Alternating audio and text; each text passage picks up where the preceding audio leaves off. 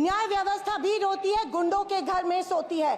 गांधी को गाली मिलती है, डाकू को ताली मिलती है कि मेरी जान है संविधान, मेरी पहचान है संविधान और इस देश की आत्मा है संविधान। सेक्युलरिज्म को आज भी इस भारत देश की पहचान है, उसे सत्ताधारी पक्ष एक कमजोरी कर रहे हैं। खैर ये इनकी हिस्ट्री रही है या इनके डीएनए में है कि माफी सिर्फ खुद को बचाने के लिए अथॉरिटी में बैठे लोगों से मांगते हैं, आम जनता से ये माफी नहीं मांगते हैं। परिणीति शिंदे जी हो गए, मुझे अपनी इस ऐतिहासिक दिन में अपनी बात रखने का अवसर दिया, मैं आपका तहे दिल से शुक्रिया अदा करती हूँ।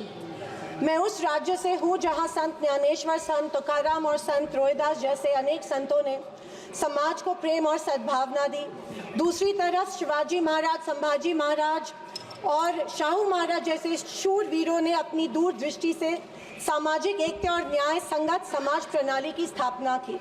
मैं उस महाराष्ट्र की पुत्री हूँ जहाँ महिलाओं के अधिकार सुनिश्चित करने हेतु अनेक आंदोलन द्वारा महात्मा ज्योतिबा फुले, क्रांति ज्योति सावित्रीबाई फुले जैसे समाज सुधारकों ने समाज को एक नई दिशा दी।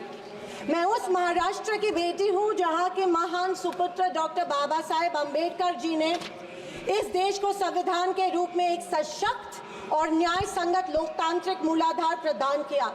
पर आज उसी महाराष्ट्र में बीजेपी के सरकार के शपथ विधि के बिल्कुल 5 दिन बाद उसी संविधान की प्रत की विटंबना की जाती है। मैं इस बात का निषेध करती हूँ। परभणी जिले में संविधान के प्रत की विटंबना की गई। संविधान के हीरक महोत्सव के उपलक्ष्य में जब मेरे विचार रखने का मौका मुझे मिला तो मैं ये जरूर कहूंगी कि संविधान सिर्फ एक किताब या नियमों की एक संगति सूची नहीं है, बल्कि मेरी जान है संविधान, मेरी पहचान है संविधान और इस देश की आत्मा है संविधान। दूसरी तरफ आजादी के 50 साल बाद तक अपने तिरंगे को और संविधान को न मानने वाले सत्ता पक्ष के लोग इस देश की उसी आत्मा को कमजोर और खोखला करने की साजिश कर रहे हैं। इसी शुरुआत उसी दिन हो गई जिस दिन धर्मनिरपेक्षता, सेक्युलरिज्म जो संविधान का एक मूलभूत आधार स्तंभ है, उसी को लेके गाली या एक कलंक में रूपांतरित करने का प्रयत्न सत्ताधारियों द्वारा होने लगा है। सेक्युलरिज्म को आज भी इस भारत देश की पहचान है, उसे सत्ताधारी पक्ष एक कमजोरी कर रहे हैं या एक बीमारी साबित करने की होड़ में लग गए हैं। संविधान की किसी भी चर्चा या बहस को ये लोग सिर्फ इमरजेंसी पर ले जाते हैं, पर ये भूल जाते हैं कि स्वर्गीय इंदिरा गांधी जी, हमारी पहली महिला पंतप्रधान इंदिरा गांधी जी ने उस वक्त के हालातों के मद्देनजर वो संवैधानिक कदम उठाए थे और उस दौरान हुए गलतियों की माफी भी देश के जनता से मांगी थी। और इतना ही नहीं, उनके विरोधियों ने गठित की गई कमेटी ने उन पर लगे सारे इल्जामों से उन्हें बारी कर दिया था। मैं आज इस सदन में पूछना चाहती हूँ मोदी सरकार से, सॉरी 400 पार का नारा फेल होने के बाद एनडीए सरकार से पूछना चाहती हूँ, आप मणिपुर पर देश की जनता से माफी कब मांगोगे? आप किसान आंदोलन में शहीद हुए 700 से अधिक किसानों के परिवारों की माफी कब मांगोगे? नोटबंदी के चलते हजारों लोगों के परिवार और छोटे कारोबार बंद हुए, उसके लिए माफी कब मांगोगे? हाथरस के लिए, उन्नाव के लिए आप माफी कब मांगोगे? आए दिन महिलाओं पर हो रहे अत्याचारों के लिए माफी कब मांगोगे? जो बदलापुर में मासूम बच्चों के ऊपर मोलेस्टेशन हुआ, उसके लिए आप कब माफी मांगोगे?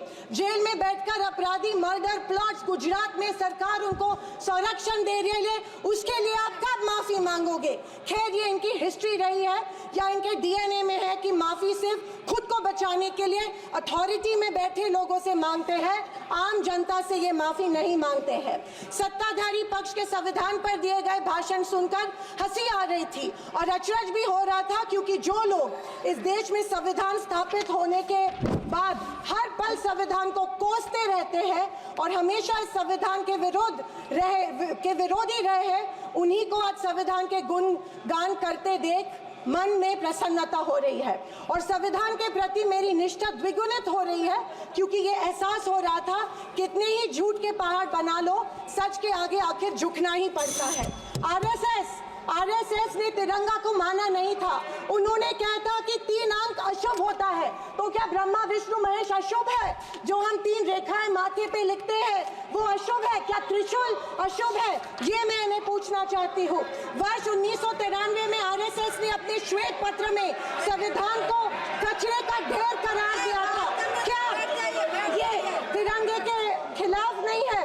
तत्कालीन आरएसएस प्रमुख ने उस टाइम संविधान को बदलने की मांग की थी। धन्यवाद। आरएसएस महिलाओं को हमेशा पुरुषों से कमजोर समझती है। आरएसएस हमेशा महिलाओं को पुरुषों से कमजोर समझती है। ये अफसोस होता है कि प्रधानमंत्री जी उनके ट्विटर हैंडल फॉलो करते हैं जो महिलाओं को गंदी गंदी गालियां देते हैं।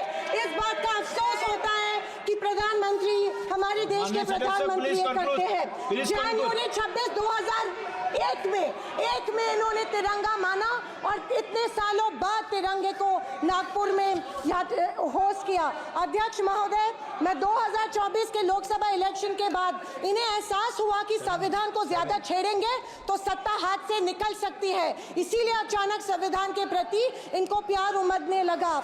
अध्यक्ष महोदय, विशेष रूप से राजनाथ सिंह जी ने, मैं उनका सम्मान करती हूँ, बयान में जाने अनजाने आजादी के बाद से लेकर 2014 तक सारी कांग्रेस सरकारों को ऐसे सर्टिफिकेट दे दिया जिसे कोई झुटला नहीं सकता। उनके मुताबिक संविधान की बदौलत एक गरीब का बच्चा प्रधानमंत्री बना, लेकिन उसकी नींव सर 2 मिनट सर प्लीज। मैं आखिर में यही कहना चाहती हूँ, मैं भारत का, मैं कुछ पंक्तियां कहना चाहती हूँ। मैं भारत का संविधान हूँ, लाल किले से। अध्यक्ष महोदय, हिंदी की एक प्रसिद्ध कविता की कुछ पंक्तियों से। एक सेकंड, मैं भारत का संविधान हूँ, लाल किले से बोल रहा हूँ। मैंने तो समता सौंपी थी, तुमने फर्क व्यवस्था कर दी। मैंने न्याय व्यवस्था दी थी, तुमने नर्क व्यवस्था कर दी। हर मंजिल ठहरी कर डाली, गंगा भी मैली कर डाली। न्याय व्यवस्था भी रोती है, गुंडों के घर में सोती है। गांधी को गाली मिलती है, डाकू को ताली मिलती है। क्या आपराधिक चलन हुआ है?